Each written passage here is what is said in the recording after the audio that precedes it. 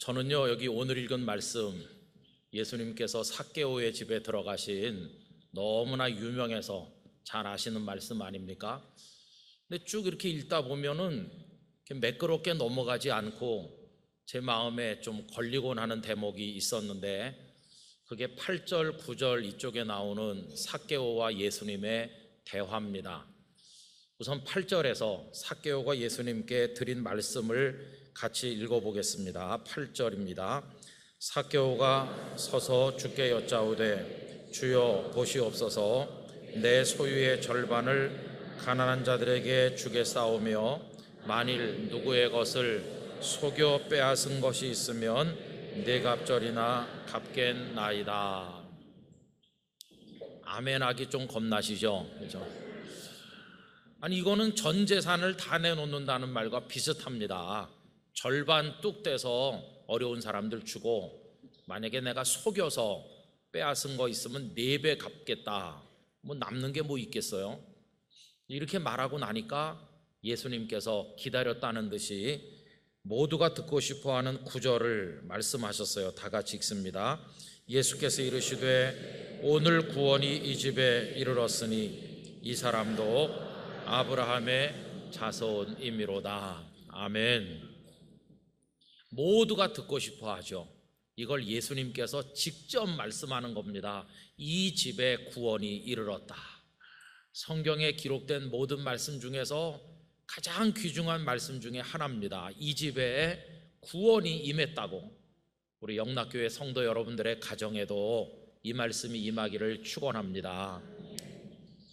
그런데 왜 이게 매끄럽게 넘어가지 않고 마음에 걸리나? 이유가 있습니다. 예수님께서 삭개오의 집에 들어갈 때 막 들어가시면서 이 집에 구원이 임했다 이렇게 하셨다면 감동받았겠죠. 왜냐하면 와, 우리 예수님은 과연 다르시다. 이 사람이 형편없는 세리인데 세리에게까지도 구원을 주시는 분이시라면 와, 이렇게 훌륭한 주님이 어디 또 있겠어? 이렇게 감동을 받을 텐데, 예수님께서는 이 말씀을 처음에 하신 게 아니잖아요. 가만히 계시다가 삭개오가 재산 내놓겠다고 하니까 그때 가서 하시는 거예요. 그때 가서. 예수님이 돈 좋아하시나 이렇게 생각되잖아요. 여러분, 돈 내고 구원받는 이야기, 이거는 중세 때 타락한 교회가 우리들에게 보여줬습니다. 그래서 잘 아시는 것처럼 그 당시 로마 교회가 면죄부를 만들어서 대대적으로 팔지 않았습니까? 그런데 우리 예수님께서는 삭개오가 재산 내놓겠다고 하니까 그때 가서야 이 집에 구원이 임했다 이러시니까, 야, 우리 예수님도 돈 좋아하시나 이렇게 생각할 수 있지 않겠어요? 여러분, 그러면 예수님께서 왜 그 말씀을 그의 집에 들어가는 앞에서 말씀하지 않고 삭개오가 그 대답할 때까지 기다리셨을까요? 그럼 예수님이 정말 돈 낸다고 하니까 구원 주시는 그런 분이신가요? 그게 아닙니다. 이것은 돈을 냈거나 아니면 무슨 노력 봉사를 했기 때문에 얻는 그런 구원이 아닙니다. 여러분, 주께서 우리들에게 주시는 구원은 은혜로 주시는 겁니다. 그런데 왜 이 삭개오가 그 말을 한 다음에 구원의 말씀을 하셨느냐 하면 그가 변화됐다고 하는 걸 보여줬기 때문입니다. 그래서 주님은 돈 내놓는다고 하니까 구원을 말씀하신 게 아니고 그가 변화된 증거를 보여드렸을 때 구원을 말씀하신 겁니다.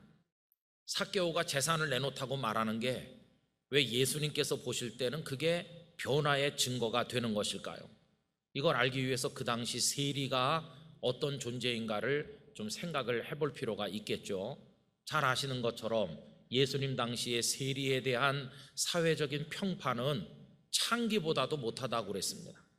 지독한 멸시와 천대를 받았습니다. 이 세리가 아무리 정직해서 세금을 정당하게 거둔다 할지라도 그때는 로마가 유대를 식민 지배하면서 억압하던 때이기 때문에 유대인들의 입장에서 보면 자신들이 낸 세금이 자신들을 억압하는 로마로 들어간다는 걸 생각하면 아무리 그 세리가 정직하다 할지라도 고운 눈으로 바라볼 수가 없었을 거 아니겠어요? 어쨌든 세리는 지독한 멸시를 받았어요. 그러면 그들의 입장으로 돌아가서 생각해 보세요. 직업을 선택할 때 기왕이면 존경받는 직업을 선택하고 싶지 누가 그렇게 지독한 멸시천대를 받으면서 살고 싶겠습니까? 그럼에도 불구하고 그런 멸시를 각오하면서도 세리가 되는 이유가 뭘까요? 딱 하나입니다. 돈 때문입니다. 돈. 내가 지독한 경멸을 받더라도 내가 세리 이걸 통해서 내 재산을 모으겠다고 하는 그 사람들의 인생에 있어서 여러분 돈 빼면 다 무너지는 것이죠. 돈을 위해서 나머지 모든 걸 희생한 사람들이니까 돈에 대한 집착이 얼마나 크겠어요. 그런데 그런 사람이 재산을 다 내놓겠다는 식으로 말하니까 여러분 이게 쉬운 말이겠어요? 정말 이건 어려운 말이죠.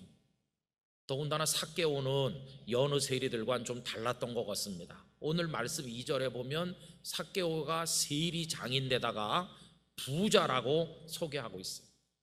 어떤 자료들을 보면 그 당시 토지세나 아니면 인두세 같은 기본적인 세금은 로마의 관리들이 직접 거둔 반면에 무슨 통행세, 물건을 사고 팔고 뭐 이런 과정에 생기는 세금들은 푸블리카 누스라고 불리는 세금 징수원들에게 대행시켰다고 합니다.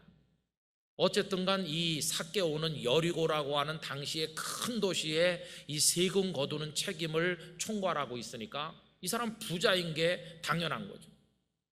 그 모욕과 멸시를 받으면서도 돈에다가 인생을 걸고 그 일을 수십 년 동안 해왔고 그리고 높은 지위에까지 올라서 상당한 재산을 모은 사람, 그거 하나 때문에 지금까지 살았다고 해도 과언이 아닌 그 사람이 자기 전 재산을 내놓겠다는 식으로 이야기를 하니까 여러분 이게 얼마나 놀라운 변화입니까?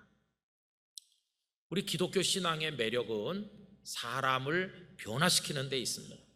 그래서 여러분 고린도후서 5장 17절 잘 외우시는 요절이죠. 그런즉 누구든지 그리스도 안에 있으면 새로운 피조물이라 이전 것은 지나갔으니 보라 새 것이 되었도다. 할렐루야.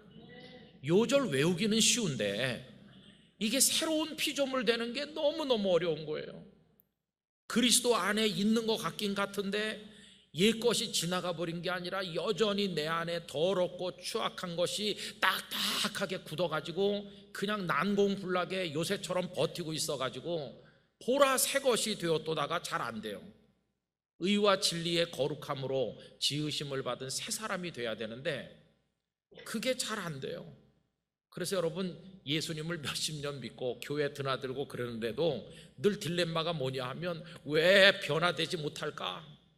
왜 이 옛날에 그 못된 성정과 욕심, 나 중심적으로 모든 걸 하는 이 분노, 혈기, 욕망 이런 거 이게 왜 그대로 있을까? 몇십 년 예배당에 다녔는데 여러분 이게 참 우리를 힘들게 하는 문제가 아닙니까? 그런데 보세요. 삭개오는요 확 변한 거예요. 그냥 확 변했어요. 그럼 삭개오가 예수님을 한 50년 따라다녔나요? 아니 어떻게 이런 변화가 가능했지? 이게 늘 이 말씀을 읽을 때마다 가슴에 걸리는 숙제처럼 남아있는 것이죠.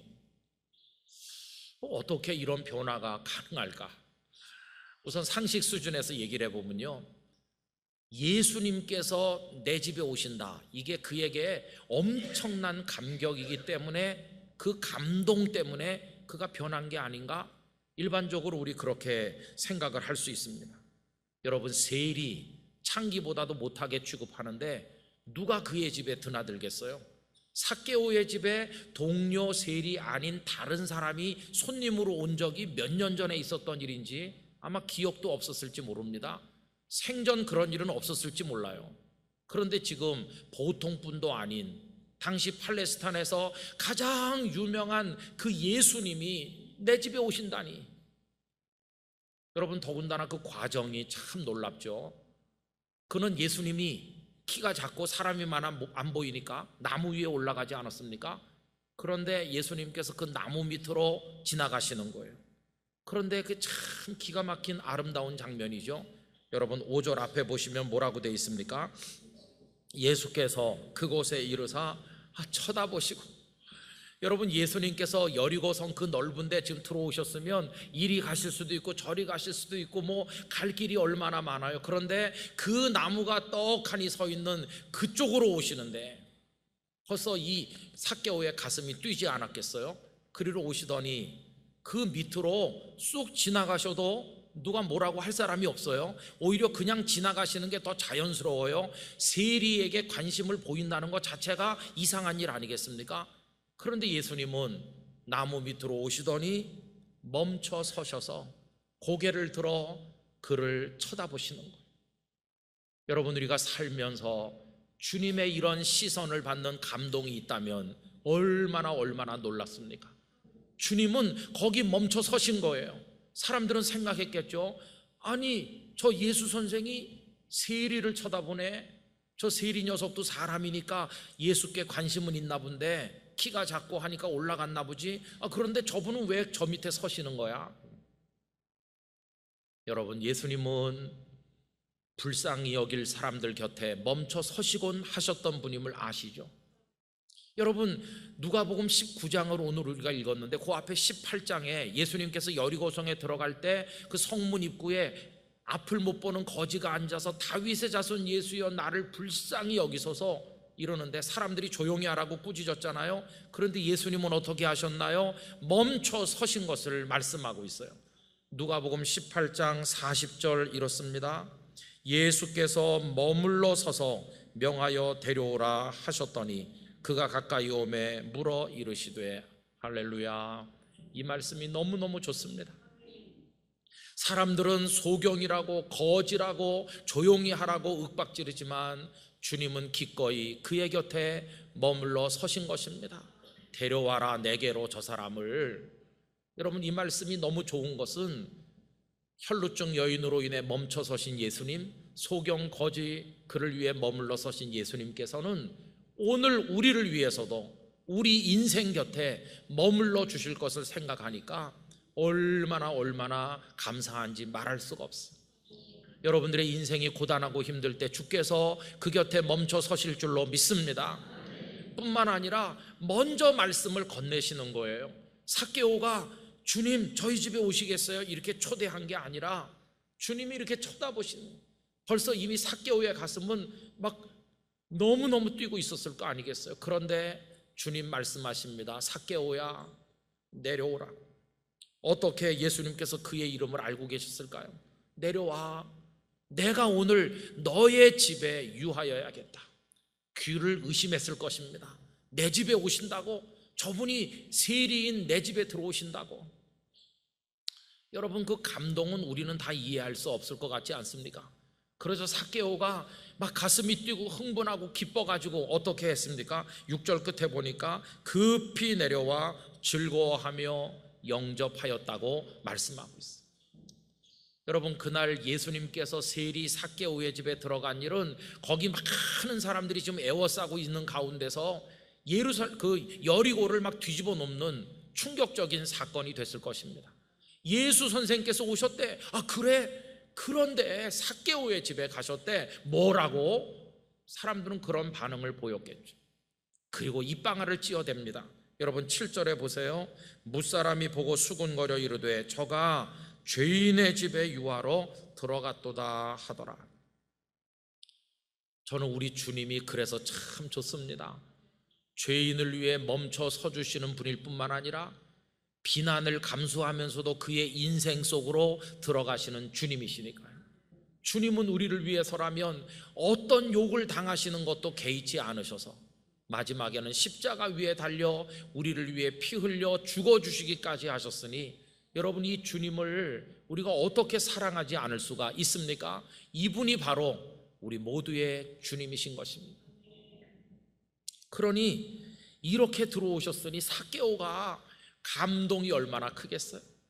그런 주님이 내 집에 오시다니, 그러니까 전 재산을 내놓겠다는 식으로 말하는 변화가 일어났을 것이다. 우리 이렇게 생각을 할 수가 있다는 것입니다. 예수님께서 삭개오의 집에 얼마나 계셨으리라고 생각합니까? 내가 너의 집에 유하여야겠다고 하실 때 한 5분, 한 10분 정도 차 한 잔, 그 정도일까요?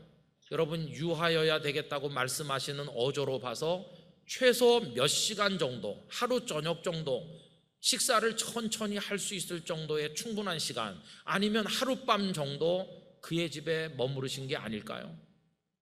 그러면 7절에서 예수님께서 그의 집에 들어가셨다고 그랬고 8절에서 갑자기 삭개오가 전 재산을 내놓겠다는 식으로 말하는데, 예수님께서 삭개오의 집에 들어가신 그 후부터 삭개오가 이 놀라운 말을 하게 되기까지 그 7절과 8절 사이 성경에는 없지만 도대체 삭개오의 집에서 무슨 일이 있은 것일까? 무슨 일이 있었길래 그가 이렇게 변화된 것일까? 이런 생각을 하게 되더라는 것이.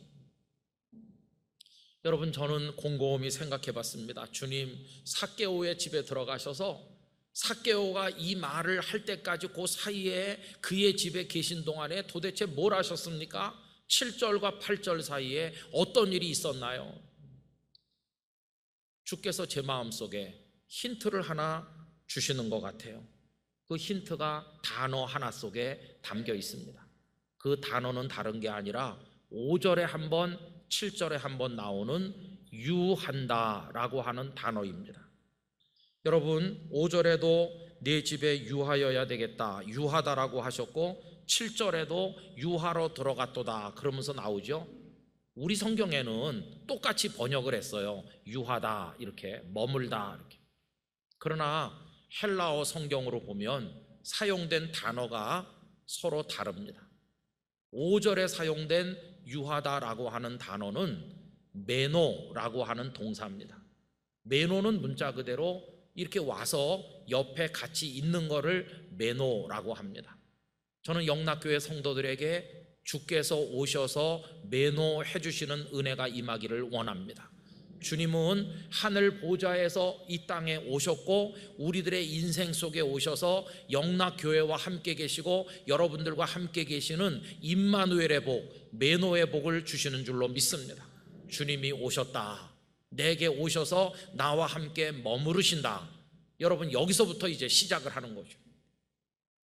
그런데 7절의 메노는, 7절의 유하다는 메노가 아니에요. 7절의 유하다는 카탈리오라고 하는 전혀 다른 동사를 쓰고 있어요. 그런데 카탈리오라고 하는 동사의 사전을 찾아보면요, 유한다는 뜻이 아니라는 걸 알 수 있어요. 이거는 우리말에서는 유하다라고 번역했지만 그 뜻은 저 밑에 가야 있는 것이고, 카탈리오의 본래적이고 평소에 쓰는 더 중요한 뜻은 뭐냐 하면 파괴하고 부서뜨린다는 뜻이. 참 놀랍지 않습니까? 주님께서는 삭개오의 집에 가서 매노하시는 도중에 무슨 일을 하셨나? 때려 부수시는 작업을 하신 것이, 그게 카탈리오를 하셨다는 것이에요. 여러분 아십니까? 우리 하나님께서는 파괴의 전문가라는 걸 아십니까? 예레미야 선지자를 파송하시면서 하신 말씀에 보면 내가 너를 통해서 다 파괴한다고 말씀하세요. 예레미야서 1장 9절 10절을 읽어드리겠습니다. 여호와께서 그의 손을 내밀어 내 입에 대시며 여호와께서 내게 이르시되 보라, 내가 내 말을 네 입에 두었노라. 보라, 내가 오늘 너를 여러 나라와 여러 왕국 위에 세워 네가 그것들을, 그 다음에 나오는 동사들을 보세요. 뽑고 파괴하며 파멸하고 넘어뜨리며. 이게 뭡니까? 다 부수는 거 아닙니까? 그렇죠? 무너뜨리는 거죠. 그런데 하나님의 파괴는 파괴 자체가 목적이 아니라 부순 다음에 새로 만들기 위한, 창조를 위한 파괴라는 걸 알 수 있어요. 그래서 파괴하고 파멸하며 넘어뜨린 다음에 뭘 어떻게 한다고 했는가 보면요, 건설하고 심게 하였느니라. 건설하고 심는 건 새로 하는 거죠. 새 것이 오려면 옛 것이 다 깨뜨려지지 않으면 안 된다는 것이죠. 여러분, 이게 하나님의 카탈리오라는 것을 깨닫게 되는 거죠. 예수님께서 삭개오의 인생에 들어가셔서 매노하셔서 가만히 그 옆에 계시기만 한 게 아니라 삭개오의 인생에 부서져야 될 모든 걸 다 박살내셨다. 그게 7절과 8절 사이에 있었다는 사실을 깨닫게 되는 것입니다. 그러면 주님은 삭개오에 무엇을 깨뜨리셨을까? 첫째, 돈이면 다라고 하는 그의 생각을 다 부수셨을 것입니다. 지독한 멸시와 천대를 받으면서도 돈만 있으면 된다고 생각하며 세리가 된 그의 그 인생관을 다 산산조각 내십니다. 인생에는 영원한 가치가 있고 참 생명의 가치가 있다는 사실을 그의 가슴 속에 심어 주신 것입니다. 그게 없다면 천하의 권력과 돈을 다 가져도 소용이 없음을 그의 가슴 속에 새롭게 심으신 겁니다. 두 번째로는 인생의 목적을 달성하기 위해서 악한 방법을 동원하고 수탈하고 착취해가지고 남의 돈을 내 걸로 만드는 그런 방식으로 사는 건 옳지 못하다고 하는 걸 깨닫게 하셔서 그가 수십 년 살아온 그 인생의 방식을 다 박살내시고 이제는 하나님의 뜻을 따라서 하나님이 순리대로 인도하시는 데 따라서 은혜로 되는 삶을 살아야 된다는 새로운 삶의 방식을 그의 가슴 속에 심으신 것입니다. 이 역사가 일어나게 되자 그는 깨달은 것입니다. 돈이 전부인 줄 알았더니 아니로구나. 그리고 이 목적을 위해서 수단 방법 가리지 않고 살았던 나의 방식이 너무나 잘못된 것이구나. 영원한 생명이라는 가치가 있고 주님의 은혜로 되는 게 참된 것이로구나. 이걸 깨닫게 되었을 때 그 주님이 그 속에서 이루시는 영적 작업이 완료된 그 다음에 그가 일어나서 나의 재산을 내놓겠습니다. 변화를 이야기할 수 있게 되었다는 것입니다. 그래서 여러분, 매노에서 시작하여 카탈리오를 거쳐서 새 사람이 되는 거룩한 역사가 7절과 8절 사이에 있었다는 걸 깨닫게 되는 것이죠. 저는 정말 원합니다. 여러분, 하반기가 시작이 돼서 6달을 새로 삽니다. 아니 6달이 아니라 앞으로 60년을 우리가 더 산다 한들 계속해서 매노만 하고 있어가지고는 안 된다는 것이죠. 우리 영락의 성도들이 매노로부터 카탈리오를 통과하시게 되기를 원하는 것입니다. 우리 안에도 부서져야 될 게 얼마나 많이 있는지 몰라요. 교회 드나든 지가 수십 년인데 그대로 남아있다고 한다면 이건 아닌 것이에요.